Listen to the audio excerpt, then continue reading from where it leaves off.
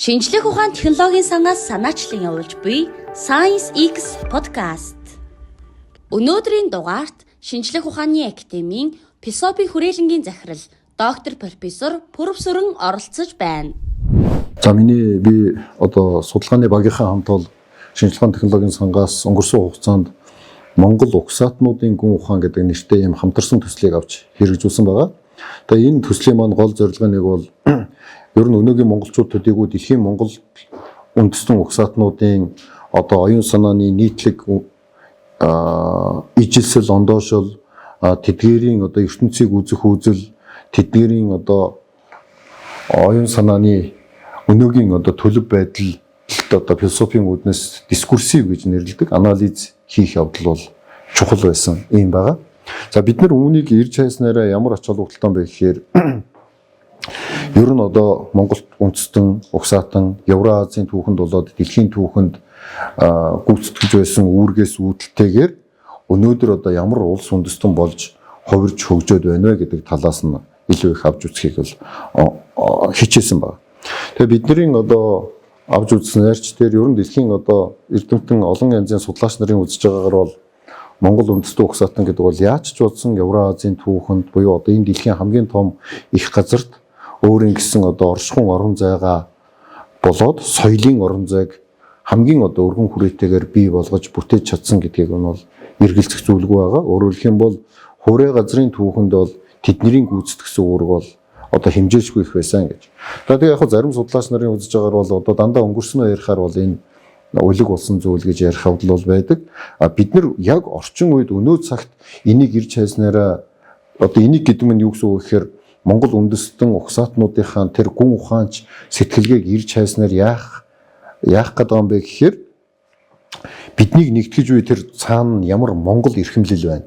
Тэр Монгол эрхэмлэл маань Монгол оршихуйг өнөөдөр шинээр одоо цогцлооход ямар үүрэг гүйцэтгэж болохоор байна гэдэг үүднээс нь тэдгээрийн одоо түүх соёлын нийтлэг үндэс язгуур юу байна. Өөрөөр хэлэх юм бол одоо соёлын буцалт хийж тэндээс одоо өөрийнх нь язгуур мөн чанарыг ирж хайх явдал бол энэ судалгааны маань гол үндэс суур байсан байна. Тийм ч учраас манай одоо судалгааны багийн гишүүд энэ төр юу гэж үзэж байна вэ гэхээр ер нь яаж ч удсан энэ одоо ардын ухаан бол амьдралаас урган гарсан эрдэм цаг хугацаагаар бол шалгагдсан үнэн алдаж болохгүй тийм үндэсний баялаг байдгийн байна гэх жишээгээр үзэж байгаа.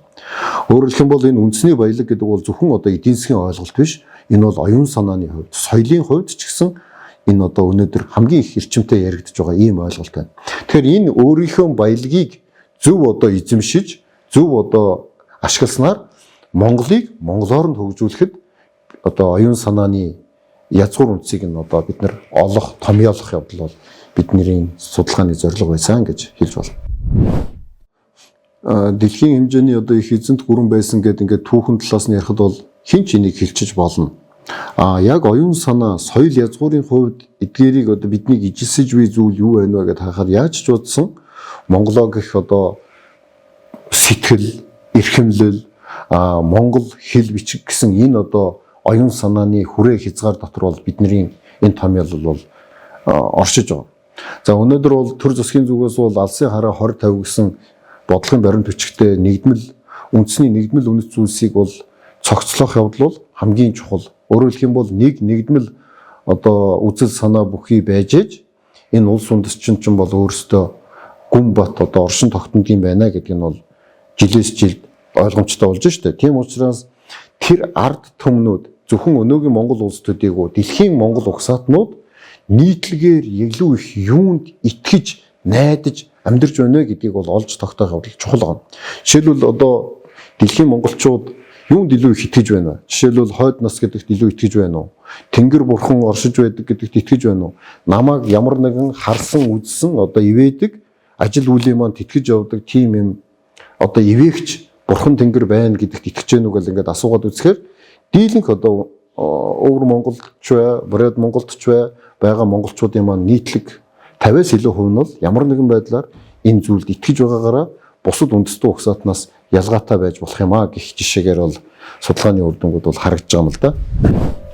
Одоо төр засгийн зүгээс ч тэр бидний хувьд ч гэсэн өөрсдийнхөө үр хөөхөд ирээдүй үр хоочийг ингээд бодохоор Монгол үнэт зүйлстэй тийм ирээдүйн хооч үеийг бий болгож бэлдэж чадж гэнэ үү гэдэг асуудал бол тулгымцсан асуудал байна. Өөрөөр хэлэх юм бол харахад Монгол боловч бие сэтгэл үзэл санаа үнэт зүйлсээр тийм биш хооч үе маань одоо гадаадад ч дотоодод ч бэлтгэгдэж байна гэдгийг бол олон янзаар л бид нэр ярьж байна л да. Тэгэхдээ энийг одоо авч үзэх хамгийн чухал зүйл бол миний харж байгаагаар бол улс үндэстний боловсролын бодлого, тэр дундаа боловсролын тухай хуулинд нь заасан тэр боловсролын зорилго гэдэг юм бол өөрөө одоо бэхжүүлж явах ёстой. Тийм учраас ирээдүйн одоо Монгол үндэстэн угсаатныг цогцлоож биелүүлэхэд эцгийн үүрэг, энэ соёл, орон зай түүнийг одоо зөв төлөвшүүлж бүрдүүлэх явдал бол их олон талаар чухал юм. Энийг бол одоо бидний судалгааны маань бас тэргуун зэргийн зорилго бас биш байсан учраас бид нар энэ талаар бол илүү их ярих нь бол бас юу боломж багтай юм. Ер нь бидний хувьд бол эргээд ингээд харахад бол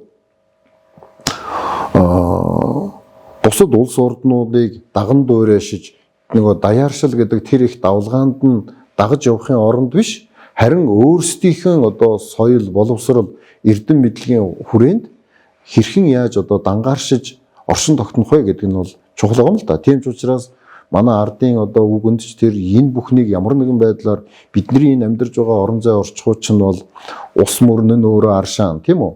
Ургамал нь хүртэл өөрөө им тан. Бүх зүйл нь Монголыг монголоор нь бүтээх эдийн засаг, оюун санаа, бүх одоо төрлийн нөөц баялаг нь хангалттай байсаар атал бүхнийг гаднаас одоо ирж хайх шаардлагагүй маа гэсэн санааг л гол нь энд л одоо тусахыг хичээж байгаа. Тийм учраас одоо манай зарим судлаач нар энэ төр бол дэлхийн одоо томоохон сэтгэгчдийн үгнээс хүртэл ишлэж ярих явдал бол түгээмэл байдаг л да. Жишээлбэл одоо философийн боловсралгүй ард түмэн гэдэг бол өөрөө яаж тордовч ард иргэдэд сүсэг төрүүлдэггүй сүм хийдлугаа юм гэдэг ч юм уу. Эсвэл одоо гүн үндэсгүй ургамал булгарч унахтаа амархан, гүн ухаангүй ард түмэн бутарч дориотхдоо бас амархан байж болно гэж. Тийм учраас бид нэр ямар нэгэн байдлаар оюун санааны хувьд бол гүн углуурахтаа язгууртай байж, дотооддоо нэгдмэл, нэгдсэн одоо бодлоготой байж энэ хагарал, бутрал, альва эвдэрлээс ангид байх ёстой шүү л гэсэн ийм одоо санаа бол өнөөдөр их чухал юм а гэж би хэлэх байна. Улсын хөгжил шинжлэх ухаанаас ихтэй.